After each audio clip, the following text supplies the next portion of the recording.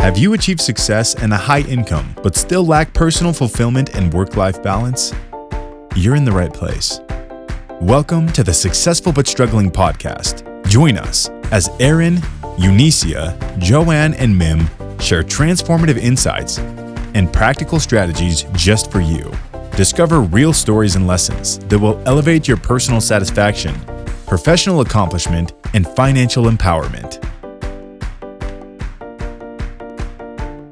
Do you have times when you're struggling with your kids, going back to schools, their routines, their breaks, holidays coming? Well, you're not alone. This is one of the questions that we both get quite a bit as a psychiatrist. And I'm here with my super co-host, Dr. Erin Hurley, who is a pediatrician as well as a physician coach.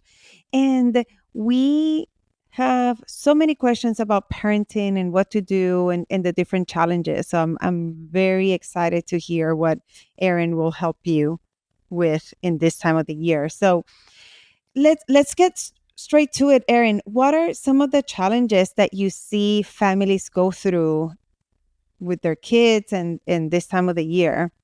We've talked before, Joanne, about transitions. And so, we've gone from the transition of being off for the summer now into school and now dealing with remembering when the school holidays are and when they don't have school. And I saw a post from one mom. She's like, my kid was the only one at the bus stop. How did I miss that school wasn't in session today? And, then, oh my goodness, what kind of parent am I? There's just lots of information to juggle. And then how is your kid doing now that they're in this new phase, this new grade? Maybe it's a new school. Maybe they're new at middle school or high school or even college. How are they doing? And then there's that ripple effect.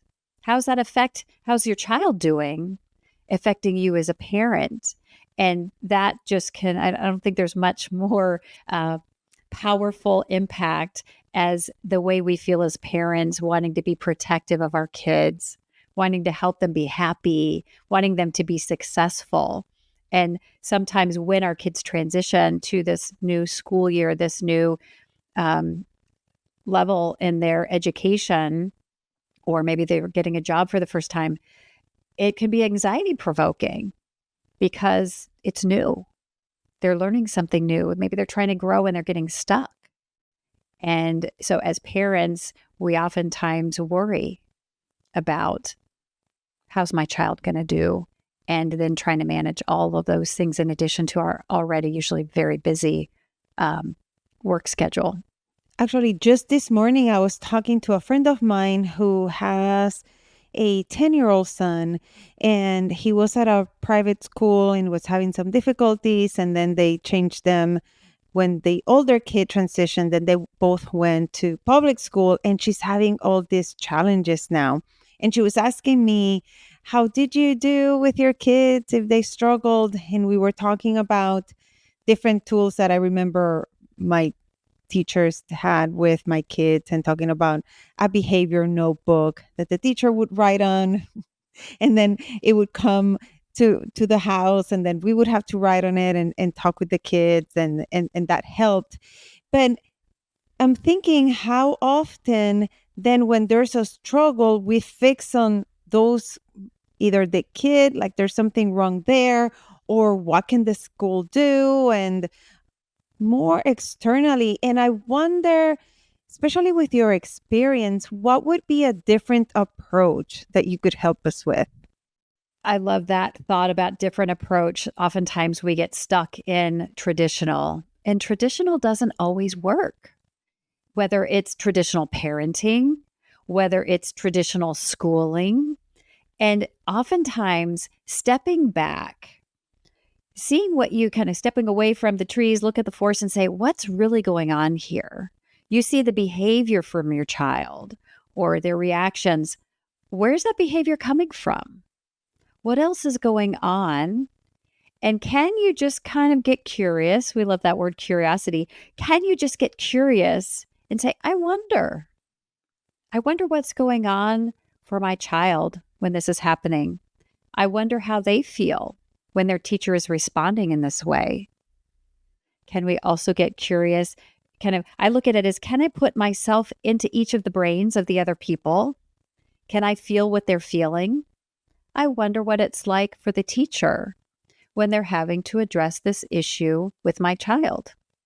How is it for my partner or spouse? So that curiosity and wonder to try to get a more holistic sense as you look at, we oftentimes want to go straight to problem solving, but I'm wondering, what if we pause, look at the whole picture, and also check in with your emotions? Oftentimes, as women physicians, we get stuck in this intellectual brain. We're so smart. We're so used to solving problems, maybe being the best problem solver in the room. And sometimes what we need to do is kind of look at what's that heart connection? How do we feel as the parent dealing with this stress or struggle? And can we just sit with that? And so oftentimes we worry, and let's just be okay with being worried. And before we make those steps moving forward. And now that you mentioned that, we talk so much about how our doctor programming can be serving us in so many ways, but that sometimes our strengths can go against us. And, we're really good at problem solving in a certain way, but then again, it can get in the way in terms of our personal life. And what are some of the things that you've noticed that are a little bit different, maybe an additional challenge that we go through as women in medicine in this matter?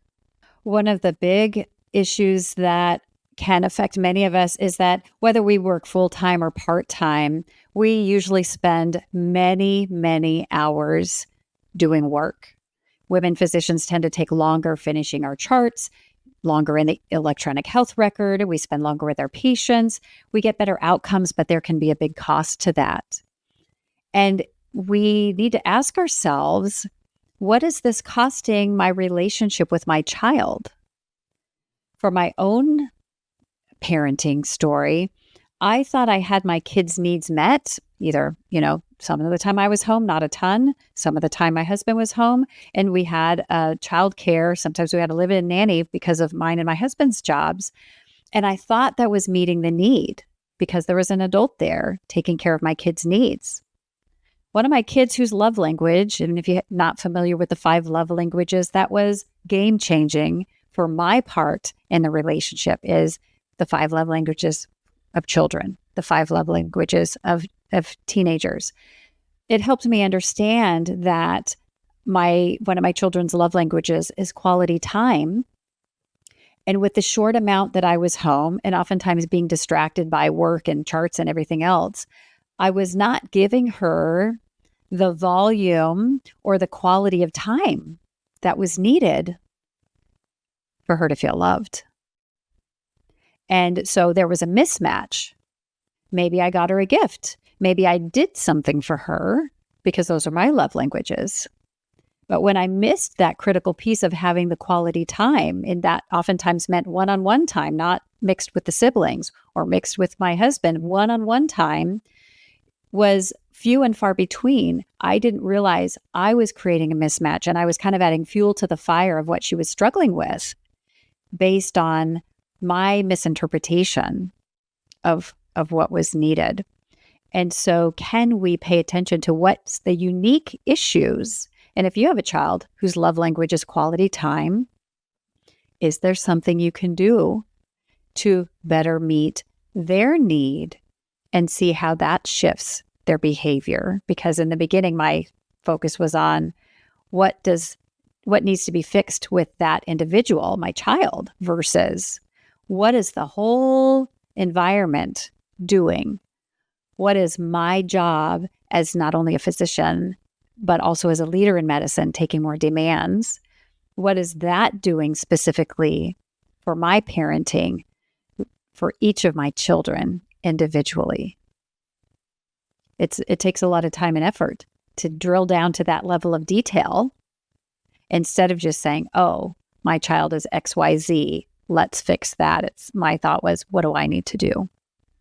My brain is spinning right now because it's so humbling to think of it in terms of our kids, because we have this assumption that we know exactly what they need. that we understand what they're going through. And I always say, thinking more about adult interactions of having the insight to ask myself, how am I showing up? What am I contributing to the situation? What is my filter that I'm seeing things through? In that way, it's easier to have empathy and understand what the other person is going through. And that's what I'm hearing you say, that it's maybe that same formula even with our kids, of not always making assumptions and then asking the questions of what are they going through? What do they need?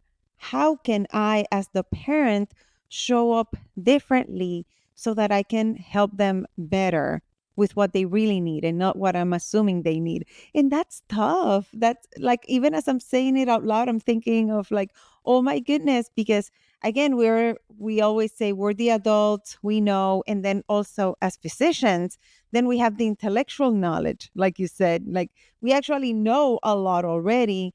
And then going back to the emotions and connecting more to in our hearts. And like I always said, there's never enough love. And that's one of the things that I like to say. When in doubt, love. And that is true for kids as well in our parenting. Like I think in if I go on a tangent, and kind of the societal expectations as well of, there's so much pressure right now of how we are supposed to show up as parents and how sensitive we need to be and the things that we can or cannot do, what we're allowed and not allowed. And I think we just end up getting so complicated and more drained than we need to, when it's, if we follow what you're saying of really literally get down to their eye level and ask yourself, where are they? How are they feeling? How can I support them in their needs, not just to fix a problem that we're so good at? And this makes me think of some input. So my children are now young adults, 18 and 20. And I had an interesting conversation with my son, and his love language was not quality time.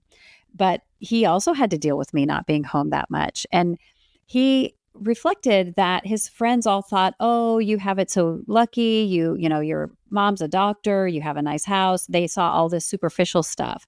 How lucky are you? And he said, "You didn't live through it, having a mom who was gone all the time, a firefighter dad who was gone a lot of the time, the trauma that we dealt with secondarily because of what they faced with their jobs." And so on the surface, you might think, "Oh, my life should look all perfect because I'm a doctor, and it should look that way." And yet, because of our choice in our careers, that we're choosing not only for ourselves, but for our family, some of the benefits, income wise, which can usually be pretty decent, right? But also lifestyle wise. Are we able to go on the vacation we want? Do we get to go to our kids' uh, organized sports? Do we get to be there to help them with their homework? Are we even home for dinner? Or are we missing out on some of those things because of the time commitment with our jobs? And then let's just own it and say, okay, some of these things are out of my control. What is in my control, and how can I best look at what my child or my children's needs are? And can I, better meet them, as you say, get down to their level and see where they're at. And maybe they don't have the words to share with you, but maybe they're crying, and all they need from you is to get down on their level and hold them, not to be sent to a timeout. What's behind their behavior, or even their misbehavior they're acting out?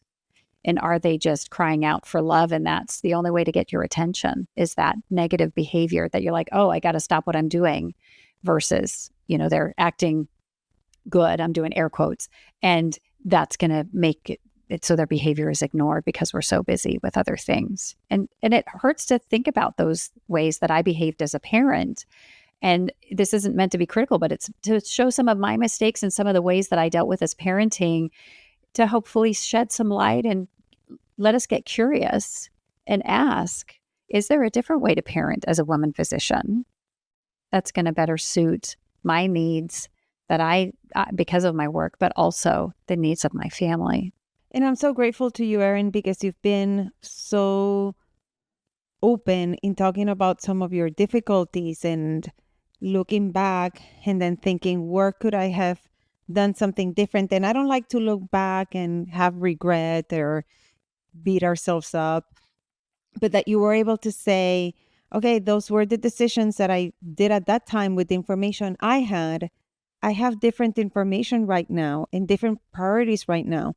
What are some big decisions I need to make so that I am present for myself and my family? And you have so courageously done the work. And, I've seen you, I've, had the pleasure to be your friend for all these years and kind of see how you stand up differently now and how your big decisions and coaching have been a big part of that. So I always appreciate your openness because I know so many women physicians deal with this shame and I should and the guilt and beating ourselves up. And we do so much already. And sometimes we just have to be open and make those big decisions and reframe some of the ways that we're approaching life. And like you said, let's just ask what the people around us need. We tend to be this superhuman sometimes, and we're doing so much, and sometimes it's just as easy as let's go out for ice cream every now and then, right? And it's that quality time that makes a huge difference in our parenting as well. And you mentioned something about expectations and shame. And one of the other areas that I was able to overcome was, what are people going to think if? So for one of my kids, I've shared this before, we let them drop out of high school as a junior. School was sucking the life out of this brilliant child. And I was not going to have him go through the traditional path that was not healthy for him. He's done so well. He's now gone through medic training and he's just thriving in difficult circumstances. And we allowed him to take his path. I stopped being worried about, oh my gosh, I'm a physician and I'm letting my child drop out of school and get his GED. Yeah. Versus I remember somebody going, my child's going to take a gap year. Like, is that embarrassing? Or, oh, what am I going to do? And I'm like, my daughter took 2 gap years and is thriving at college. I think of what would have the consequences been had she gone straight from high school to college, and it would have been completely different. I'm so glad she took that gap year. Can we get beyond what are the traditional expectations as a doctor's child for your children? And you could just get over that and say, what does my child need, regardless of what's the norm? And then be a fierce advocate for them in order to help them succeed in their own pathway. And it doesn't matter what that looks like compared to the other people's children. Maybe they're valedictorian, maybe they're getting into this top college. Okay. But does that have to be your benchmark? Can you just say, no, I'm going to listen to what does my child need? And like I said, be their fierce advocate for what they need. And then let go of the stuff that's not serving you or them. This is so important. And I know you've already covered a few, but what are some other best practices or specific tools that we can use that can help us, especially if you're struggling with one of your kids behaviorally or something emotional? I'm going to go back to self-care. If you don't have a buffer, and there's one more thing, it's just going to push you over the edge. For me, one of the huge strategies I started was just simple meditation, 10 minutes most days, has allowed me better improvement. For some people, maybe that's prayer. Maybe it's getting 15 more minutes of sleep a night. Maybe that's hiring somebody to clean your house or do your yard, whatever that is. If you don't have a buffer, if you don't have bandwidth to deal with that one more thing, it's going to be really hard for you to give it your all if you come home completely depleted. So really that self-care, put your own oxygen mask on first, fill up your tank a little bit. You're going to come up with better solutions for not only you, but your family. It's not selfish. It's really necessary to do that self-care.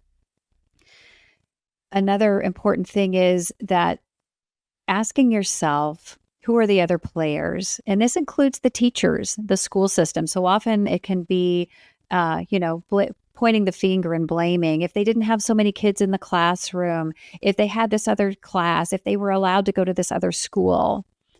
And yet that school, those teachers, that principal, they're all dealing with a bunch of kids, way more kids who are struggling percentage-wise than they're used to. The mental health issues are just, more severe now than they were, especially pre-pandemic.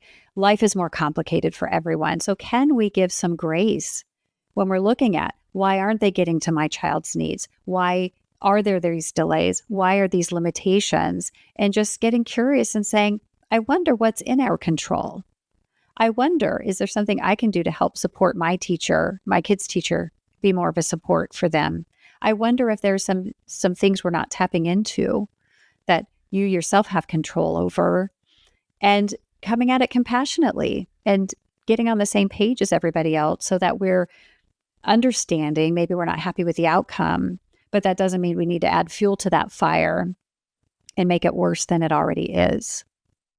I'm here more quiet than normal because my brain is really spinning, and it's like I feel it in my body, like your words. It's so important, and information that I wish I had when my kids were younger. But again, we cannot turn back time, but we can think of how we can better moving forward, and then also share the information with someone else that has younger kids or that is struggling. So this is something to have bigger awareness. And I'm so glad that we're talking about these things so that we don't get stuck always trying to fix things the same way, and reviewing the different approaches that we can have, and how sometimes the good things that we have as female physicians can get in our way, and connecting with our kids at their level from a heart-centered position instead of our more typical intellectual standpoint, that we don't always just have to fix it. We sometimes just need to be present and connect. Such beautiful examples. And then remembering that we cannot give what we don't have, and getting back to our self-care and how us feeling better, it creates that good ripple effect. And that's how we can handle any challenge, obviously, including the most important, which is our kids, and having the empathy and the compassion to include the other people involved and have them be your ally instead of externalizing the blame. Such powerful. I'm sure that we're going to be coming back to this topic because it's one that we both get asked about so often, and it's important, and different things come up. And one thing that you want to add that maybe we haven't talked about yet that can help us in this area, Erin? We've talked a little bit about this, but just having grace for yourself, that you're doing the best. Our children don't come with manuals, and being a mom doesn't come with a manual, and giving yourself grace. And for my own self, once I became more aware of what my specific kids' needs were, and I leaned into that, now I look at my parenting and recognize, yeah, you made those changes where they were needed. You made more time for your daughter. You listened to what your son's input was growing up with a parent as a physician, and tried to lean into that. So now that you might have some different awareness, then kind of evaluate the situation and say, okay, how can I take that and become the better parent that you want to be, or become more like the parent that your child is asking for within your capacity? And then give yourself grace when you don't meet those expectations, knowing that you're always a work in progress. I love that. We are work in progress. And I hope that if you're on the other side of an earbud listening to this podcast, that you've benefited from this information as much as I have. So helpful. And I want to ask you a favor again. If you're listening, if you like this, if you want other people to listen to us as well, we need a favor. And if you haven't yet, go to, literally it says it like that, go to show, scroll down, and you'll see the little stars, and give us a rating. And if you have an extra 30 seconds, write a review. This is going to help us so much. We greatly appreciate it. and stay tuned for our next episode. Don't miss out on more strategies that will elevate you to new heights. Visit successfulbutstruggling.com now, where you'll discover exclusive resources and the opportunity to connect with each of us individually. There you can dive deeper into how you, too, can take your personal and professional game to the next level. And if you're serious about optimizing your results, take 2 quick steps now. Number 1, connect with us on the website. And number 2, tune in to the next episode.